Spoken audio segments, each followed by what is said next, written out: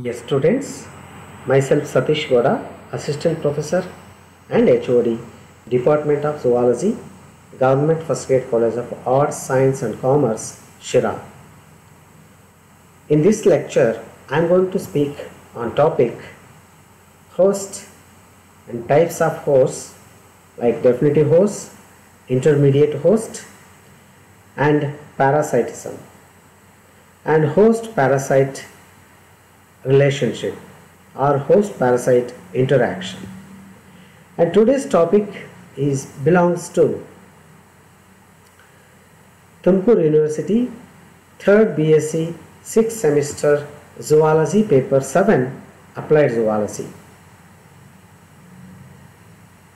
Dear students, what is host and what is parasite? A host, it is an organism that harbors a parasite by providing food and shelter. Means that an organism which gives a food and shelter to the parasite, that is known as host. Meanwhile, in this process, the parasite will get benefit or will get basic needs to survive from the host body, and those basic needs are in the form of food or in the form of shelter. These are the basic needs which get benefit from the host body. Here all animals, means higher animals, are hosts to the parasitic worms like nematodes, platyhelminths, oscelminths, etc. And cells also acts as a host for the parasitic intracellular parasitic viruses and the bacteria. Even though plant like leguminous plant hosting nitrogen fixing bacteria, that is rhizobium. All of you are familiar with rhizobium bacteria, which is a parasite and which is hosted by the plant, that is a leguminous plant. And these are the best example for hosts. And these hosts are broadly categorized into two types. They are definitive hosts and intermediate hosts. Definitive hosts are also known as primary hosts. Primary hosts. Here the host harbors the adult stage of the parasite, where the parasite performs the sexual method of reproduction. It means that host harbors the adult parasite, and these adult parasites completes the sexual method of reproduction in the host body, known as primary host or definitive host. Example, man is a definitive host for Ankylostoma duodenale and Wuchereria bancrofti. These two organisms, the man is the definitive host, and like this all organisms, many organisms acts as a definitive host for the parasites. And this picture represents and shows this is an Ankylostoma species, and this is a parasite, and here there are three vertebrate groups like cat, dog and man, and these three groups of vertebrates are also definitive hosts for this parasitic helminth. Now coming to the intermediate host. Intermediate host means here the host harbors the larval stages of the parasites. Whereas in definitive host, the host harbors the adult stage of the parasites where the sexual reproduction has completed. But here in intermediate host, the host harbors the larval stages of the parasites, and these larval development are completed one or two different hosts. They are the first and second intermediate hosts. Intermediate hosts. So say for example, here the malarial parasite, you take an example for malarial parasite. For the malarial parasite,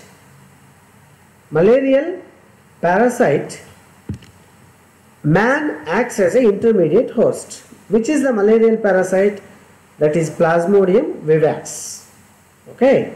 For this Plasmodium vivax, man acts as an intermediate host. Then man harbors this parasite only for a short transition period. During this period, some sort of or some part of the asexual developmental stages takes place or completed in the intermediate host. See here, see this picture, you can easily understand the process of asexual reproduction, and a part of asexual reproduction takes place in intermediate host, that is man. Okay, here the Plasmodium vivax life cycle completes shortly, or half of the life cycle completes in the intermediate host. For this particular Plasmodium vivax parasite, a human being is intermediate host, and this Plasmodium vivax completes its life cycle in two hosts. Hence, man acts as an intermediate host. I hope you are understood this intermediate host and definitive host. Now coming to the parasitism. What is parasitism? Parasitism is an association between two organisms.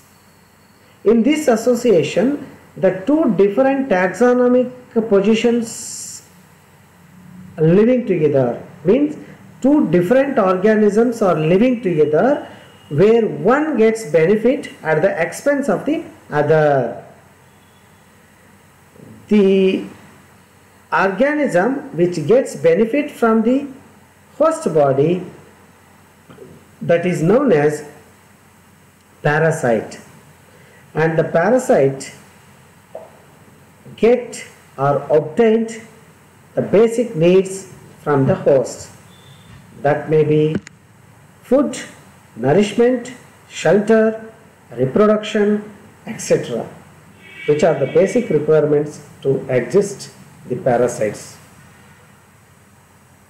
And at the same time, the benefited organism is called as parasite, and the organism which provides the benefits, that is provides the benefits to the parasite, is called as host. Means host and parasites are living together. Here one will get benefit with the expense of the other organism. And the parasites are broadly classified into two categories on the basis of their habitats. They are ectoparasites and endoparasites. Ectoparasites means, ecto means outside the body. Here the parasites are living outside the body, hence they are called as ectoparasites. Outside the body of the host, the parasites are depending on their food and shelter. The best example for ectoparasites are mosquitoes, bedbugs, lice, ticks, mites, fleas and leeches, and etc. All these are best example for ectoparasites. Coming to the endoparasites. Endo means inside the body. Here the parasite is living inside the host body, hence they are known as endoparasites. Endoparasites.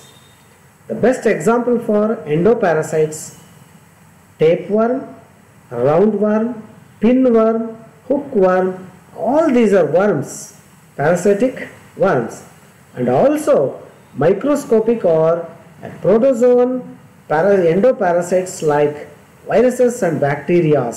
They are the intracellular parasites, also living inside the host body. And look at this picture. Here you can see the familiar organisms which are getting benefit or which are getting food from outside the host body. This is tick, this is leech, and this is lice, and this is a parasitic mosquito, that is ectoparasite. And look at this second picture, which is look at this slide. Here you can see the 4 different endoparasites which are living inside the human body. This is a tapeworm, Taenia solium. This is protozoan, flagellate protozoan, Trypanosoma gambiense, which is intracellular parasite and which is living in the blood cells. And here you can see the roundworms, both male and female roundworm, and here you can see Wuchereria bancrofti. All these 4 are endoparasites of man which are living inside the host body. I hope you understood well the parasites, ectoparasite and endoparasite. Now coming to the host-parasite relationship. Yes, of course, it is an association, means here the 2 organisms are living together, means definitely there will be a intimate or close contact in between them. Hence the host and parasite are the 2 organisms. They have close contact or intimate association takes place in between these 2. The responsive reactions and resistance displayed by host to its parasite, and at the same time the protective device adapted by the parasite in response to host reactions in their respective environments are called host-parasite interactions. Because here you take an example of, to understand this host-parasite relationship, you take an example of endoparasite. Endoparasite. Take an example of tapeworm. Tapeworm is living in intestine of human body, okay, where there are so many adaptations made by the physiological and ecological adaptations made by the parasite called Taenia solium. They have hook-like structures to attach us the host body, and they have a suckers to suck the ready-made food from the epithelial lining of the intestine, and also this parasite called Taenia solium resist the secretion which are secreted by the host in the digestive juices, and at the same time the host can also resist the damage of the parasite made by the parasite. This is a host-parasite relationship which is very intimate and close contact each other, but they have adjust each other to resist themselves by each other. Here parasite need 2 hosts, means more than one host it completes parasite. Some parasites need more than one host, where the parasites are just the different host body environment. Okay, whenever the parasite is able to live and reproduce within a host, then it is called host parasite interactions. Here there are some effects. These effects depends on several factors such as age, diet, genetic factors, susceptibility of the host, size, number and virulence of the parasites, their mortality, migration and method of feeding. All these are the factors which depends on the effects of the host parasite interactions. Therefore, the interactions play a very major role in structuring parasite populations as well as host populations. Host, if they survive, host and parasite want to survive, so they have to adjust themselves and they have to make the physiological and ecological adjustments in between them. This is about the host parasite interactions. I hope you understood well in this topic.